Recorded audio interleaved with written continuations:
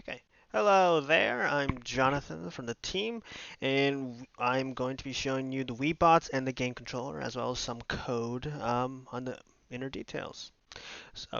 So first of all, to run Webots command, you first have to be in catcan workspace. Uh, yeah. Then you have to source your devel setup bash, usually something along this line. Um, then you use ROS launch, Soccer multi-launch, just should be in the wiki. Anyway, you launch this and it should run a bunch of different things. Okay.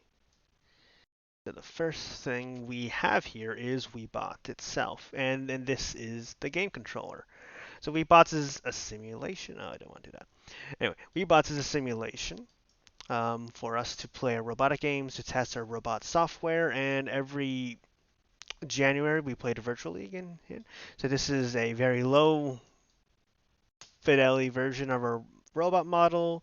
The collision is all correct, but you can see him walking using our walking engine, using our computer vision, and so on. And so this is just Webot's camera view. It could just close like that.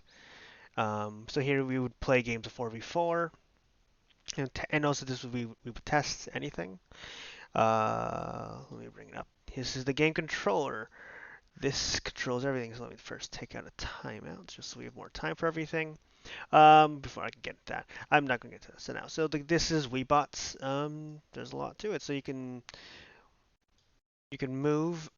So you click on them, you can see these axes, and so you can move them through their axis, or you can rotate based on clicking the wheel, so on and so forth.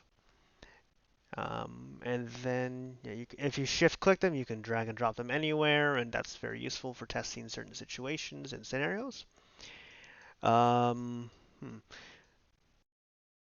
Another very important thing is sometimes just for testing, if you click on this plus symbol up here, you can see that if it would ever load,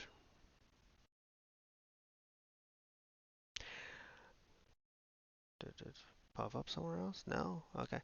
Um, there we go. Sometimes the first time you usually do it, it takes a while. It loads all the nodes that you can just spawn into the arena. So let's say I want to spawn, the Robo Soccer ball. So there it would plop out right here, and you can auto spawn other robots, drag and drop. So if you want to like get this robot to kick, a lot of times I would just put in front to do that. So yeah, so that's pretty much that. There's other stuff. You have your fields over here. You can turn off the main lights or put on a different backdrop because the backdrop and the lighting does change. A bunch of different fields for all the robots and so on. And if you double click on the robot, you'll be able to access any robot's sensors more or less. And yeah, and then if you disabled Pi control, because right now we're always writing what we want the robot to do, we could yeah, you could see it's we got this right arm. It's you can determine what position you want the arms to do, and we can't do this right now because we are actually overriding with our own code, but something that we do for determining offsets and such, and just playing around with new models. Some other important things. So as I mentioned, this is the game controller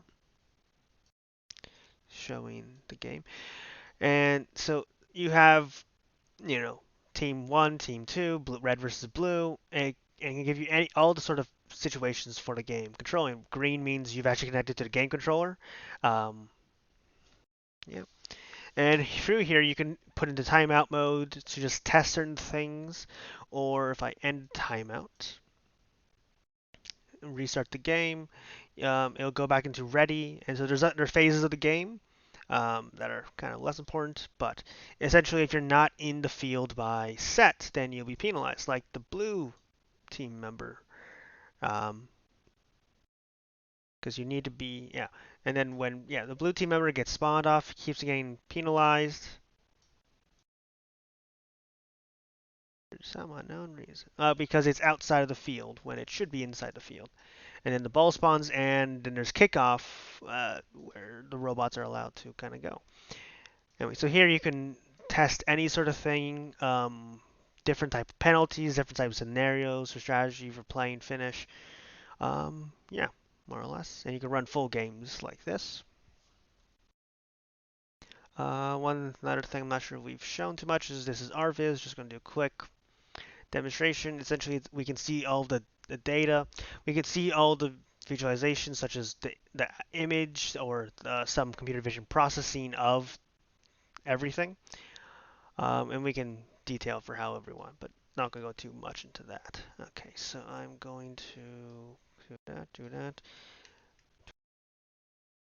So quickly, I'm just going to go over a bunch of this stuff. So in Soccer Webots, we have a shortcut to the RoboCup protocols. In here, you'll find all our proto files that we need to put into the simulation, but you'll find the controllers and you'll find actually these files in player, player? No, not player, referee. Where, so in game single.bez, we can determine what type of game, because there's multiple types of games.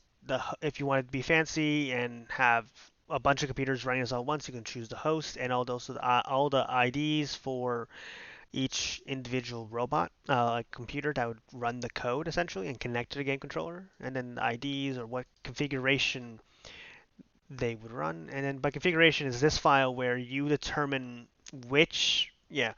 you determine the Docker that will be used to run the code, and these are the translations or like the positions and orientations of where the robots will spawn on the field based on their own thing. Yeah, not much more to say about that. Pretty much, yeah, this is just determining ports and everything. Just quickly going through everything. Since we have to interface with Webots with our whole ROS thing, it requires some Unicode. This is the game controller bridge that um, goes in. Oh, I forgot one. I'll get it after. Um, okay. Going. Yeah. So, okay. So in here we have all the things that we need to access from Webots, so that we can both send and receive commands to interface with the simulation. And so this is just a bunch of creating names, publishers, the default states, and connecting to the right IP address.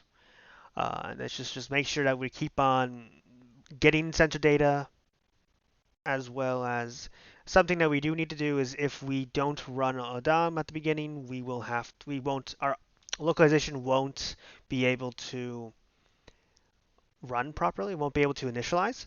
So we have to run that in our own simulations. If yeah, and then creating publishers. This creates everything for camera, for IMU, for pressure sensors, for all the robot motors, joint states, and as well as getting the clock. And then yeah, just base, just you know, uh, don't know how to get rid of that. And one more time. So this is just how we implement the sensors from the simulation, more or less, and then how we set the PID of the robot motors.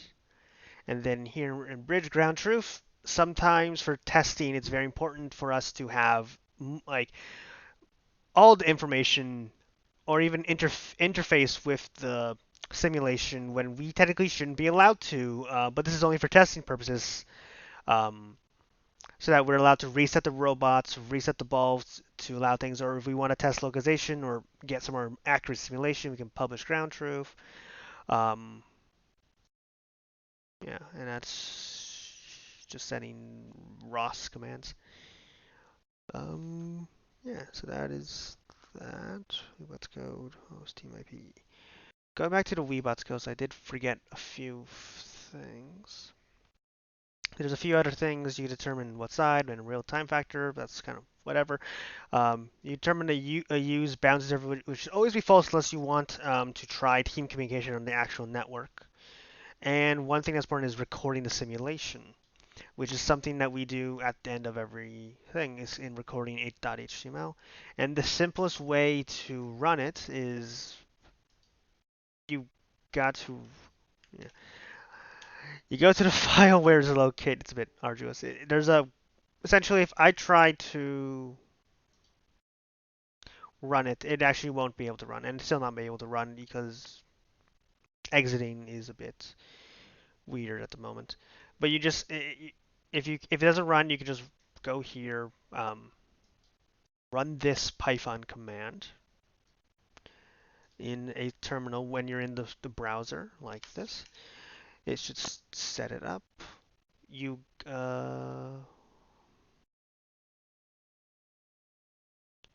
open link, just open it. You click on it. It should be able to run. And then we are able to run other ones, but for some reason our own local ones are still a little bit trially. But that's how you run the animation. Yeah, and so that's Webots and the game controller.